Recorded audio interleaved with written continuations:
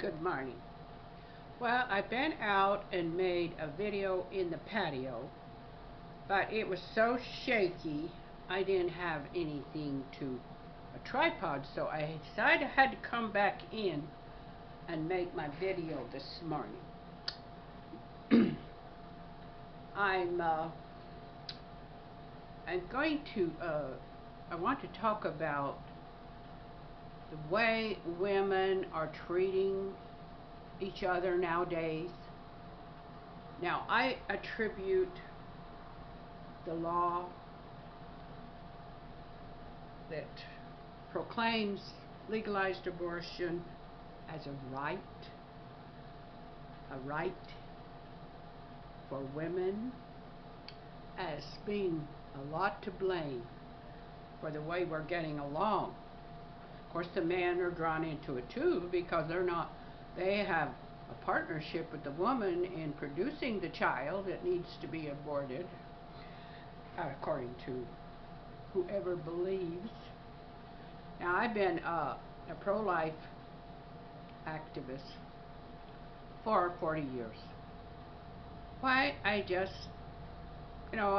If I find something, a belief that I just don't agree with, it's not church. I think that you have to determine what's right and wrong, regardless of what church you live in, go to, and what they believe.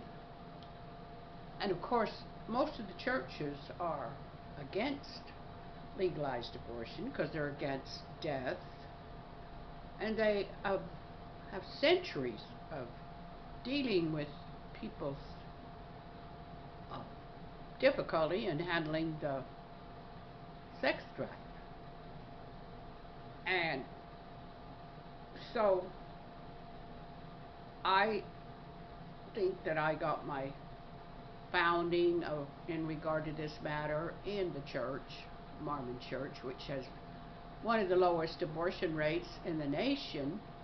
But I'm no longer a Mormon because I didn't agree with, I thought that polygamy, to me, I felt that polygamy was demeaning to women, set women back, way back in their development, because they didn't have the right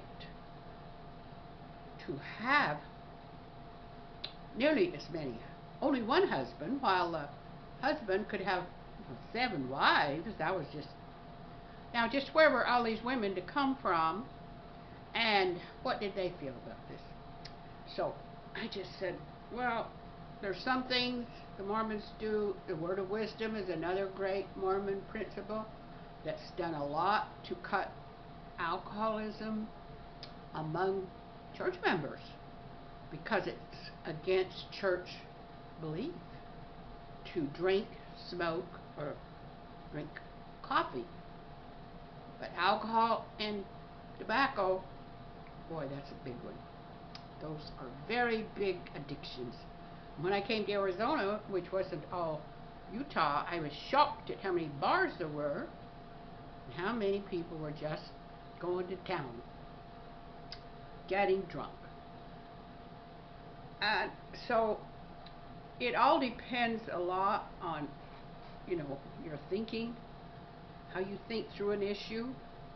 And if you come to something that seems unreasonable about a belief, that's time to question.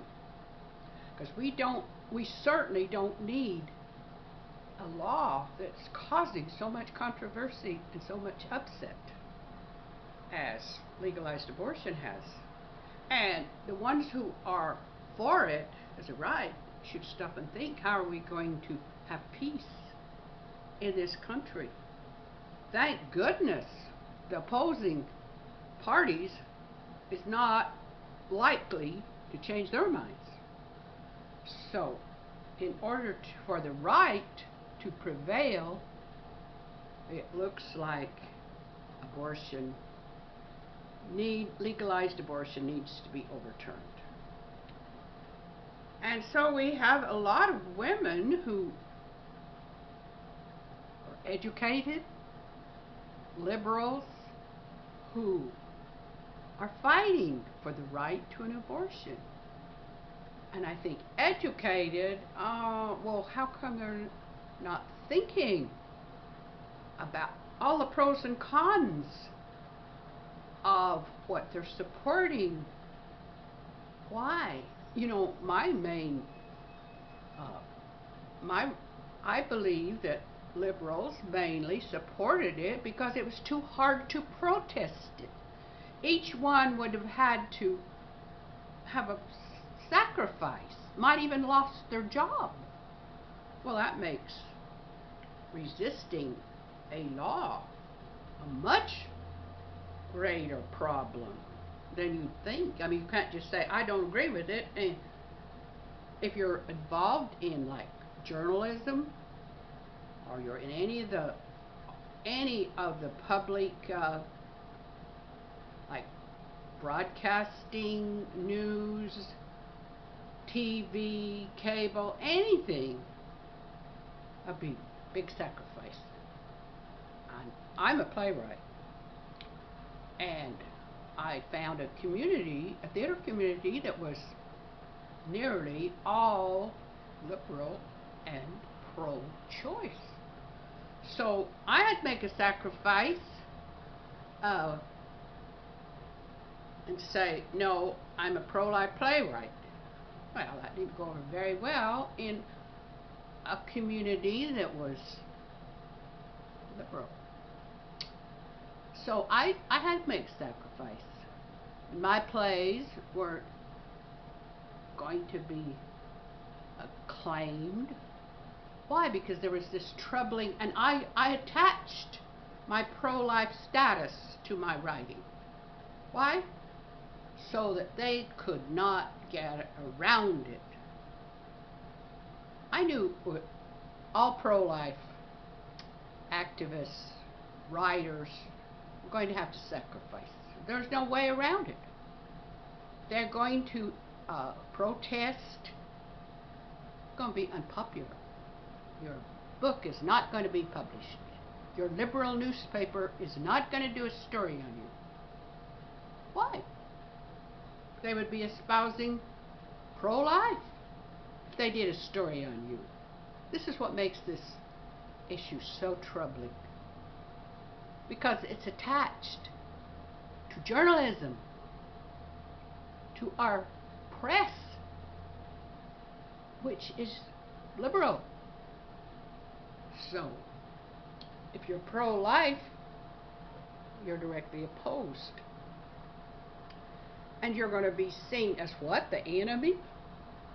You're opposed to killing our own children. And that's now regarded as a religious idea, not practical.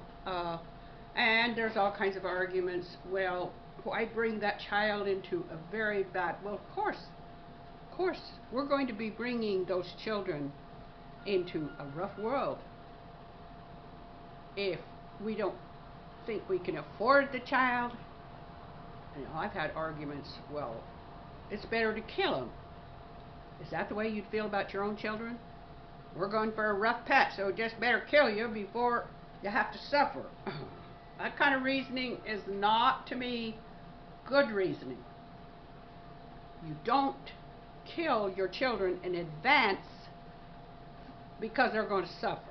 You say they're going to suffer a terrible life, live in poverty. You know, all kinds of children are conceived in poverty, and all kinds of races. So if we use that for an excuse, and it's relentless. You just have to be relentless with yourself. And if it doesn't make sense, it's not a good law. And it might make you very unpopular, at first especially, to support life rather than death. Nowadays, when we've got climate control, climate change, that's going to make everything more difficult. In these days, to be pro-life, tough, it's tough. But if there's a heaven, if there's spirits, which I believe they are, since I've had several near-death experiences, and saw an angel, saw the gates of heaven, I have no reason to doubt that they exist. As I was flying through the air in my spirit to heaven. So people can say, oh, that was just a dream. I used to argue with my partner. He was totally fixed on the idea, he was liberal of course, fixed on the idea that, it was oblivion coming up. And I'd say, okay, oblivion coming up. And you know, he stoutly maintained there was oblivion, and yet, when I got very sick about 3 or 4 months after he died, he came in spirit.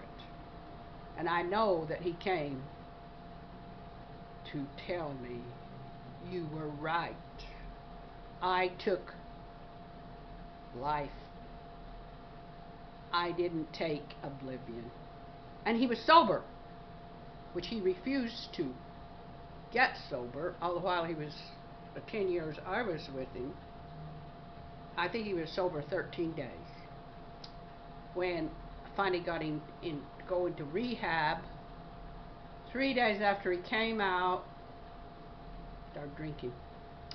So people just have a real tough time. If they have choices, they don't really suffer. In fact, they perceive they're going to suffer less by